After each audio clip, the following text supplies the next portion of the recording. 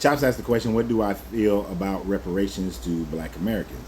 Some of y'all are going to hate my answer or part of my answer, and some may understand what I'm really looking forward to, what my vision is for reparations. So where does reparations come from? Reparations come from the time frame of the transatlantic slave trade for black African Americans whose families, whose ancestors were brought to this country, put into slavery, and then a Union general promised 40 acres and a mule for anyone who fought on the side of America, on the North. That promise was never given, was never fulfilled, I should say. Now we have seen reparations being given to people from the Holocaust, people from Asian descent who were put in concentration camps during World War II. We've seen reparations given to everybody except black people. Now there's a few cases that you can point out where a few people have gotten reparations. We've never seen reparations from the Native American tribes who had black slaves, nor have we seen reparations from the destruction of Tulsa, the flooding of towns in Alabama and Georgia and North Carolina and South Carolina, or the highway system destroying black communities, or just the outright white mobs going and burning down and destroying black communities. We've never seen reparations for any of those families, and those are even more recent and are easier to identify the current family members who suffered through that. But let's look at reparations as a whole and my thought process on it. Do I believe that reparations should be paid to black Americans? Yes, I do. Now, if I was the American government, I would be very slick with it right off the bat. I would go ahead and give reparations right now, cut a check for the value of 40 acres and a mule to black people in America right now, because without the financial literacy, you will see the overwhelming majority of that money go back into the hands of the wealthy elites that are already in place today. Because the majority of people will go buy a car, they'll go buy shoes, they go to the clubs and ball out, they travel, they buying all the bags and all the jewelry and the televisions and all those sorts of things. That money will greatly enrich the already rich. So it will make the rich wealthier and leave the majority of black people in the same situation, if not worse, because they may be loaded with a ton of debt at this point. So if the American government wanted to be slick, shut down the question forever, but keep black people in their so-called place, they would just give it out without a problem, because most of that money is going to go back to the wealthy, and the rich would just get richer and more powerful. Amazon will make a ton of money. Now, if I was to create a program for reparations, in order to gain your reparations, you would first have to take and pass a financial literacy program that I would establish as the government lead. That program would teach you about how to build credit and maintain credit, how to buy a house and maintain a house. It will teach you about taxation. It will teach you how to create a budget that you can live off of. Basically my 70-10-10-10 plan. It would also teach you about short-term investments, safe investment, and the more riskier but higher yield investments.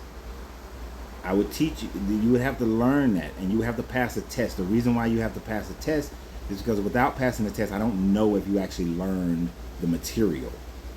And if you give that much money to 41 million black people in America without the financial literacy, you may see, and me and Ghost debated it, I say 10%, he says less than 10% of black people are going to actually be able to build wealth. Many people will go out and buy a house but not know how to maintain that house and keep the value of that house. They will buy houses that are far more expensive than they can maintain the taxation on that house or the regular maintenance and upkeep on that house per annual. Now before that though, because I skipped the part, we would have to get rid of systematic racism in place as far as things like redlining. Redlining will still keep black people, it will cause black people to move out of their communities and go into other communities, leaving behind these deserts of areas where no one is living there, and that will allow for investors to come in and swoop up all of that property and own it while we have been dispersed. We have not built. We will not stay and build our communities. As an elective, I would also encourage people to take a short business course that I would create. I wouldn't force this one on people because it's not one that everybody would want to do, but a short business course, because many people will go out and start a business. As a serial entrepreneur myself, what I do understand is that the majority of businesses will fail within the first 5 years. Somewhere around 70 to 80% are going to fail in the first 5 years. The ones that are remaining, another 70 to 80% of those will fail in the next 5 years. Creating and maintaining a business is not the easiest thing to do. People need to understand how it works, the taxation and marketing, the difference between marketing and advertising. What products do you create? What businesses do you create? Where do you create them? Where do you locate them? How do you run the finances through them? All those sorts of things. I would have an elective course for that, so that we don't go out and build businesses that are doomed, that will pretty much fail in a higher pace, because you're not creating generational wealth when you do that. We have to understand credit, budgeting, so that we actually can build generational wealth. What's the point of buying a house in an area and you not being able to maintain it? You ran out of money. You haven't been able to maintain your taxes. It goes into probate court, and some investor firm or some individual comes and swoops that house up. You've left nothing for the next generation. If you don't understand that a safe investment into something, I'm not promoting this because I'm not a financial advisor.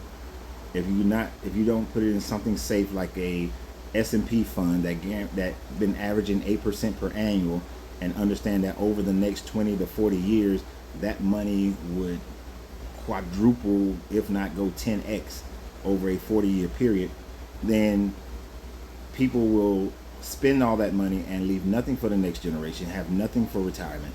So a financial literacy program must be put in place first, and repealing of things like redlining and things of that nature has to be put in place first before you give out the money. That way people can actually build generational wealth. And it would be in the best interest of America to have the black population grow financially, so that it creates a more stable economy. You see, every nation that has failed economically, let's use the USSR. Many of you may not remember the Soviet Union, but one of the problems of the Soviet Union is that they got rid of the middle class, and it was just the elites, the higher income, and the poor. I know that woman came out and said that $250,000 is middle class. That's a bunch of bull. That's bullshit. $250,000, you're in the top like 2% of America. It's probably less than 2% of people in America. That's bullshit. The middle class is still going to be in your 60s and 70,000, 80,000 range. So if you get rid of the middle class, your country will fail. That's what happened. That's one of the things that caused the failure of the Soviet Union. That's one of the things that created the failure of the Roman Empire and most other empires. That was one of the key indicators. But if that money was used properly, it would then create a stronger middle class in America, which solidifies the economy of the country. That's what I would do with reparations. A lot of people will say that, oh, pay off all your student loans and that sort of thing. Well, some of us don't have student loans. Give me my money, and then let me go build what I would build as far as owning properties, businesses, creating employment, things of that nature, creating investments. True, the rich are still going to get richer, but at least while the rich is getting richer, most black Americans will then elevate themselves at least 2 levels, 3 levels, maybe even 4 levels above where they are now, giving their children a greater opportunity to continue to grow bigger and bigger, better and better.